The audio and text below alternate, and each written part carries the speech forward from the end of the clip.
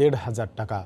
দীর্ঘদিন বন্ধ থাকার পর গত ১ জানুয়ারি থেকে ৩১ জানুয়ারি পর্যন্ত কয়লা আমদানির অনুমতি দেয় ভারত সরকার। এরপর এলসি খুলে ব্যবসা শুরু করেন ব্যবসায়ীরা, কিন্তু কোনো ঘোষণা ছাড়াই আজ থেকে বন্ধ হয়ে যায় কয়লা আমদানি। এ অবস্থায় ক্ষতিগ্রস্ত হচ্ছেন ব্যবসায়ীরা। প্রতিদিন এ পথে ৩০০ ট্রাকের মতো কয়লা আমদানি হয়।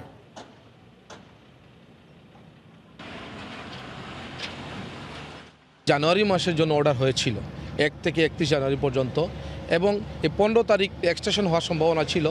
এটা না হয়ে আমরা ১৫ সিদ্ধান্ত শুনলাম যে ১৬ তারিখ থেকে কয়লা বন্ধ। এতে আমরা ব্যবসায়ীরা অনেক ক্ষতিগ্রস্ত। আমাদের অনেক এলসি পড়ে আছে, ভাঙ্গা এলসি, অনেক গাড়ির লাইন ইন্ডিয়াতে আমাদের ওখানে টাকা পয়সা দেয় এলসির মাধ্যমে, কিন্তু আজ থেকে আমরা শুনতে পাচ্ছি যে হঠাৎ করে এই কয়লাটা বন্ধ আর ঢুকবে না। এ বিষয়ে বিস্তারিত জানাতে তামাবিল শুল্ক স্টেশন এলাকায় আছেন রিপোর্টার আব্দুল্লাহ আহাদ। সরাসরি চলে যাচ্ছি তার কাছে। আহাদ।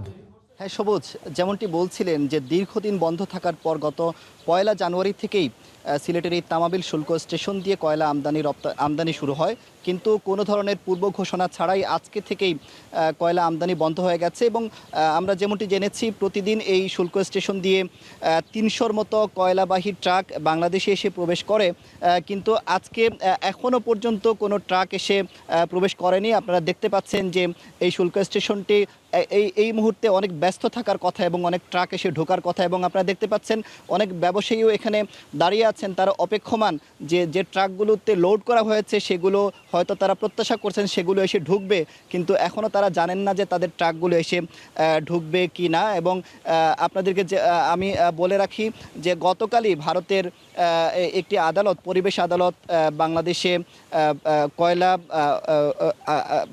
কয়লা রপ্তানি বন্ধ করে দেয়, এবং তারা আগামী ১৯ তারিখ পর্যন্ত এই নিষেধাজ্ঞা তারা বলবৎ রেখেছে। এবং আগামী ১৯ ফেব্রুয়ারি মূলত সেটি শুনানি হবে, এবং ১৯ ফেব্রুয়ারির পরেই আসলে বোঝা যাবে যে বাংলাদেশে স্থায়ীভাবে কয়লা আবার আসবে কি না।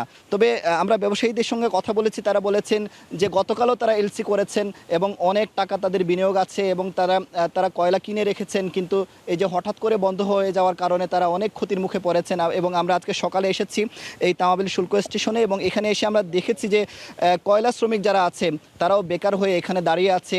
আবার বাংলাদেশের যে ট্রাকগুলো আছে যারা কয়লা নেয়ার জন্য এসেছিল সেই ট্রাকগুলো এখানে পড়ে আছে, এবং তাদের সাথে আমরা কথা বলেছি। তারা বলেছে যে যদি কয়লা আমদানি আবার শুরু না হয় তবে তারা স্থায়ীভাবে বেকার হয়ে যাবেন, এবং এ কারণে তারা বলছেন বাংলাদেশ সরকারে তারা সুদৃষ্টি কামনা করছেন। যদি বাংলাদেশ সরকার মেঘালয় সরকারের সঙ্গে যদি কথা বলে তবে হয়তো আবার এই কয়লা বাংলাদেশে আসতে পারে। এবং ব্যবসায়ীরা বলছেন তাদের যে এলসিগুলো করা হয়ে গেছে সেই এলসির যদি মালামাল যদি চলে আসে তবে হয়তো তারা ক্ষতি থেকে কিছুটা রক্ষা পাবেন, না হয় তাদের দীর্ঘমেয়াদী একটি বড় ধরনের ক্ষতি হয়ে যাবে, এমনটি মূলত ব্যবসায়ীরা বলছেন। তবে আমরা এই শুল্ক স্টেশনের কর্মকর্তাদের সঙ্গে আমরা কথা বলার চেষ্টা করেছি, তারা এখনও পর্যন্ত আমাদের সঙ্গে তারা কথা বলেনি। তারা বলেছেন যে তাদের ঊর্ধ্বতন কর্তৃপক্ষের তারা নির্দেশনা এখনও পাননি, তারা নির্দেশনা পাওয়ার পরেই তারা আমাদের সঙ্গে কথা বলবেন।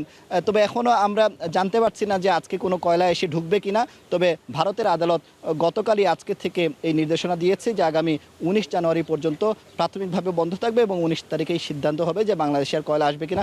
সবশেষে বলে রাখছি যে শুধু এই শুল্ক স্টেশন নয়, মেঘালয়ের সাথে বাংলাদেশের যতগুলো শুল্ক স্টেশন আছে সবগুলো স্টেশন দিয়েই বাংলাদেশের থেকে কোনো কয়লা এসে ঢুকবে না। এই ছিল সবশেষ খবর।